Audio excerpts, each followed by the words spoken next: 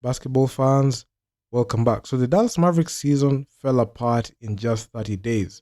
And in this video, I'm going to highlight 5 key moments. So the Dallas Mavericks went from playoff hopefuls to a franchise in crisis. So before we get started, like, share, subscribe to the channel, and hit the bell, get notified, because I'm going to come out with a ton of content of this nature. So a month ago, the Dallas Mavericks was still in the mix as a legitimate playoff team in the Western Conference. On February 1st, they were ninth in the West with a 26-23 record. And optimism was growing with Kyrie returning in form and Luka Doncic expected to return back soon to the roster, the rotation, because he got injured last year in December and we are not even seeing him suit up for the Dallas Mavericks. Just a few months removed from a trip to the NBA Finals, the Dallas Mavericks seemed poised to make a playoff run. So, but fast forward to today, as their season is in complete shambles, we saw their franchise player got traded, their new star suffered an injury in his first game, and their best center went down. They raised their ticket prices in the middle of a disaster, and Kyrie just tore his ACL, ending his season. So, in just 30 days, the Dallas Mavericks went from potential contenders to a franchise in turmoil. And in this video, we're going to look at the timeline as to what happened, especially when it came to like the collapse in 30 days. So on February 2nd, Luka Doncic is traded for Anthony Davis in one of the most shocking trades in NBA history. So at midnight on February 2nd, the basketball world was rocked when the Dallas Mavericks traded away Luka Doncic to the Los Angeles Lakers for Anthony Davis and Max Christie. So Luka Doncic, a 5-time All-NBA first-team member and one of the best players in the world, just at 25 years old, was suddenly gone and was no longer part of the Dallas Mavericks. The move blindsided everyone, me included. I remember when I was waking up, I saw jersey swaps for Luka Doncic and he was wearing Lakers. So I was like, what's going on here? And I saw it from Basketball Forever. Then, when I went to Shams posted 2 times saying it's true. So Luka Doncic himself was reportedly in shock, and the Dallas Mavericks fans were furious, staging protests outside the Dallas Mavericks arena. So the trade was met with universal confusion. How could Dallas part ways with the generational talent just months after reaching the NBA Finals? So reports suggested that the Mavs ownership had doubts about giving Luka Doncic a supermax extension, questioning whether he was their guy after struggling against Jaylen Brown in last year's finals. So that's actually quite odd because Luka Doncic is the reason as to why people watch the Dallas Mavericks. And because that you decided to just treat this guy like a bum, you're getting the backlash. So concerns over his conditioning and reported clashes with management led to a shocking decision. They moved on from him. So general manager Nico Harrison defended the move, stating, defense was championships. Fans weren't convinced, and Dallas lost its franchise player overnight. So a lot of people, especially the Dallas Mavericks hopefuls, staged protests outside the American Airlines Center. A lot of threats were issued to general manager Nico Harrison. And as we speak, in a previous video that I've made, you can see even GM Nico Harrison doesn't even feel safe watching home games, and he has to watch the games through the tunnel. So that tells you everything you need to know. Everyone in the Dallas Mavericks do not like this man and do not like the fact that they traded away their once-in-a-generation player. Then on February 8th, when Dallas Mavericks had Anthony Davis play, AD got injured in his debut. So after the stunning trade, the Mavericks hoped Anthony Davis would help them stay competitive. In his debut against the Houston Rockets, he looked phenomenal, putting up 26 points, 16 boards, and 7 assists, and 3 blocks. Despite initial boos, he won the Dallas Mavericks crowd with his two-way dominance. But then the disaster struck.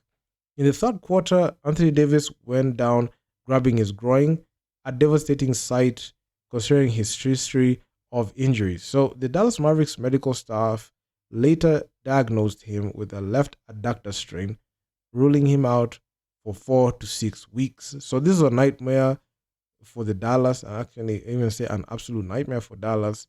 They had just given up on one of the best offensive players of all time, and the superstar they got in return couldn't even last one game. So that was a big blow. And even as we record this video here, even as we carry on, there are only 7 players who are active for the Dallas Mavericks. That tells you everything you need to know. I mean, this one was just instant karma, and Nico Harrison faced backlash on this one. Why would you trade away Luka Doncic, who is with currently the Lakers, he has a 12-3 record. Then you have Anthony Davis, somebody who can't even stay healthy for one game. When he played 35 minutes, AD and Kyrie only played for 35 minutes. And that's just about it. So you thought things couldn't get worse. But in February 10th, Daniel Gafford goes down to the injury. So just 2 days after Anthony Davis' injury, another blow hit the Mavericks. So Daniel Gafford, the only reliable center, went down with a grade 3 MCL sprain in his right knee. So this was especially brutal because Dallas had already lost Derek Lively II in January to a foot injury, leaving Gafford as the only legitimate big man on the team. So with both out, the Dallas Mavericks had to understand who's going to be their rim protector, because currently they did not have rim protection abilities, and which completely destroyed their defensive structure, because without a big man who can be able to block shots and be an efficient rim protector, it just leaves the Dallas Mavericks wide open for offense. So Gafford's injury was the turning point where it became clear that Dallas was in serious trouble. So the team was now without Luka Doncic, Anthony Davis, Daniel Gafford, and Derek Lively II. At this point, Dallas was just waiting for the next disaster to strike, and it didn't even take long. Then on March 3rd, another stupid thing happened. The Dallas Mavericks raised ticket prices, and the fans revolted. So as if things weren't bad enough, the Dallas Mavericks made one of the most worst PR decisions in recent history. They raised the ticket prices. Even I talked about it. So after Doncic was traded, ticket prices dropped by 40%, reflecting the frustration by fans. But the front office responded by increasing season ticket prices by another 8.61% for the season. So fans lost their minds.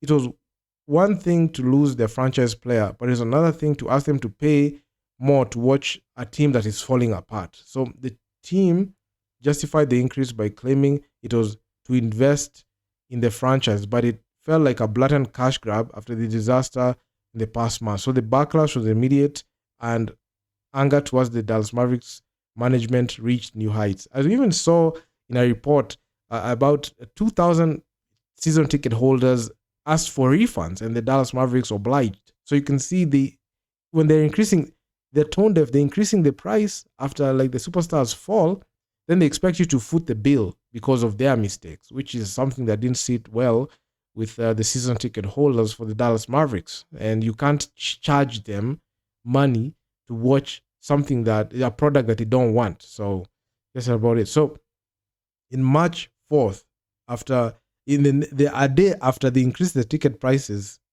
disaster struck. So Kyrie Irving, he tore his ACL, ending the Mavericks season.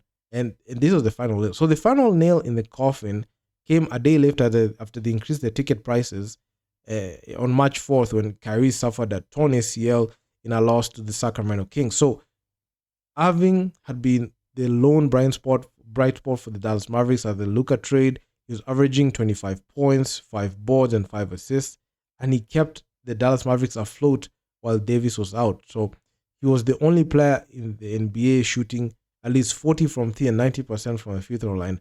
And now he's no longer on the team. He's gone for about 12 to 18 months as he fixes and rehabilitates his leg. So the injury came late in the first quarter when Irving landed awkwardly on a drive to the basket. He stayed in to hit his 2 free throws, but an MRI confirmed the worst, and his season was over. So at this point, the Dallas Mavericks season was officially dead, with Davis still injured, Gafford out, Lively recovering, and Irving done for the year. There was no saving them at this point. So the Dallas Mavericks 30-day collapse was one of the most stunning in NBA history. At the start of February, they he had really good playoff hopes and aspirations. But today, they are in the brink of missing the play-in tournament. At 30 and 32, the Dallas Mavericks are barely clinging onto the 10th seed, and their future remains uncertain. So, but one thing is clear: Dallas Mavericks season is over, and the road back won't be easy, because right now, as we speak, they only have 7 players active on the bench. They only are active on the team. Only 2 players on the bench with 5 starters, and the people who they are starting are people who even come off the bench. So the Dallas Mavericks, the karma just hit them so hard. And for a team that even made the NBA Finals last year and having like a fall leg of this nature in like 30 days is the worst. And you can even say it was a domino effect. From the moment they traded away Luka Doncic, all these bad things started happening. Because this was the trigger. Because when GM Nico Harrison pulled the trigger on this trade, it just had a domino effect. All these things happened after Luka Doncic got traded. Why are they not related? Because Anthony Davis getting injured.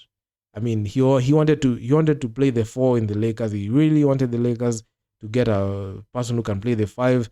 He got traded, and in only 35 minutes, he got injured. You don't even know he's gonna come back. Then Daniel Gafford got injured. I mean, Dallas Mavericks with their tone-deaf management raised the ticket prices. Even they lost following that time Luka Doncic got traded, and they lost season tickets. So they're saying that they wanted to invest in the franchise because of their own bad decisions that they made. Then you saw Kyrie, even with reports when he came out and said that, the Dallas Mavericks did not run me to the ground. It's true, because if you look at the statistics, the man was playing the most minutes, he had the most touches, and he had to keep this team afloat because of what was going on. So subsequently leading him to tear his ACL, and he's going up there in age. So I mean, Dallas Mavericks, very disappointing season. And even when they had a blowout loss, you can even see Mavs fans storming out the arena during the blowout loss against the Kings. They don't want to watch it. And that's the reason as to why the franchise, the Dallas Mavericks franchise, is becoming one of the most infamous franchises. And their fan base is so angry with the tone-deaf nature of their management. You can even see, like, the management, even the ownership, they act like surprised. Why are these people acting like this? We did this, we did this. They think that the fans don't care. In a fan-driven league, the fan always comes first. The NBA is where it is because of the fans. The money that the contracts and the money that these people are getting paid is courtesy of the fans' season tickets. So if you disappoint the fans, they'll take their money elsewhere, and you're going to feel the effects. Not now. Give it a year. Give it 2 years. You'll see the downfall of the Dallas Mavericks. So the downfall has already started, and right now they won't make the playoffs. They have nothing, because if you look at even at the trade deadline, they can't get the trade deadline passed, the buyout deadline passed. So they'll have to make do with the players that they have right now, and that's just about it. So do drop me your comments down in the comment section what you think about this whole situation. I mean, I've made multiple videos talking about the Dallas Mavericks, but hey, it is what it is. So like, share, subscribe. I'm gonna see you guys in the next one. Peace out.